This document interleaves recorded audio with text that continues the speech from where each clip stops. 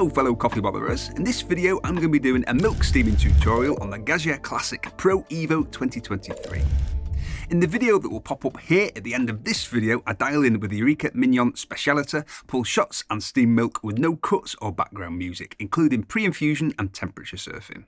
But I wanted to do another video dedicated to how to steam on this machine, as I've realised I've not done one of these since I switched to working with a pro production company, Brickoven Video Production, and I cringe when I watch my first Gaggia Classic steaming tutorial.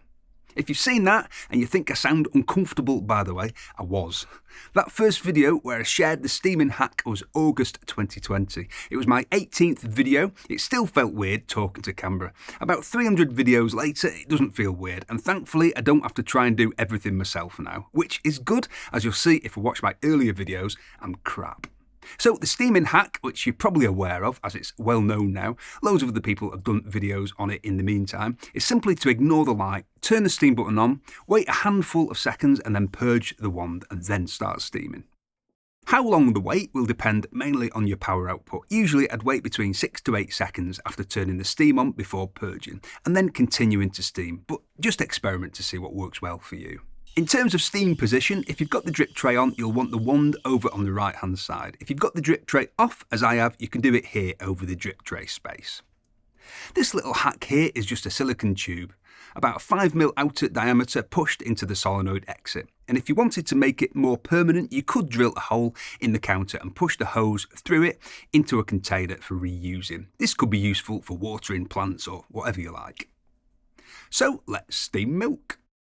If you want to know how much milk you'll need for your drink, just pour it into your cup first and then pour that into your jug. And yes, you won't need all that, you will waste a bit, but if you're wanting to learn to pour latte art, it's very difficult to only steam the milk you'll be using for your drink. You'll usually have some left over. I'm tilting the jug slightly, as you can see, and if we split the top of the milk into 4 slices, like it was a pizza, we'd want to aim to have the wand going into the centre of one of the bottom slices, depending on which way you're tilting the jug.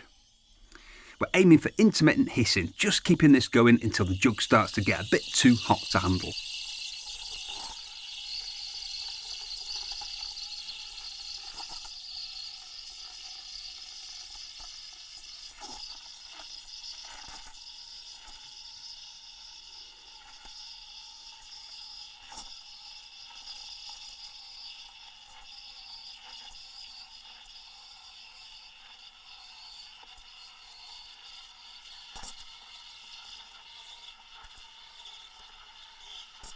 Then just lift the jug up very slightly to stop the hissing.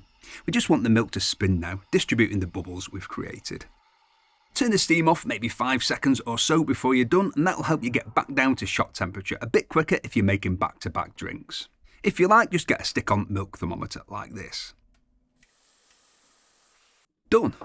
Knock, because it's customary, not sure it really does that much. Swirl, and swirling really does work. It polishes off the milk. If the milk doesn't look glossy, keep swirling until it does. And then pour.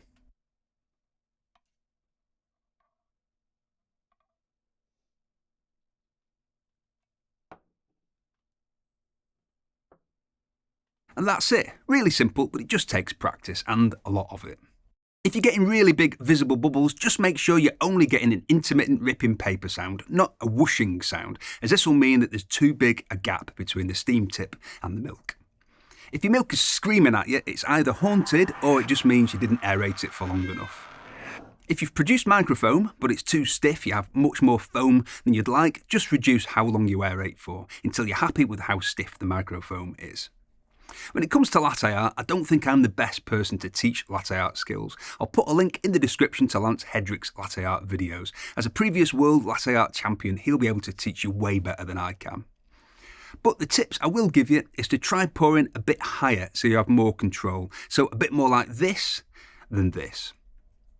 I usually do this on camera as it's easier to film, but I also usually pour my worst latte art on camera.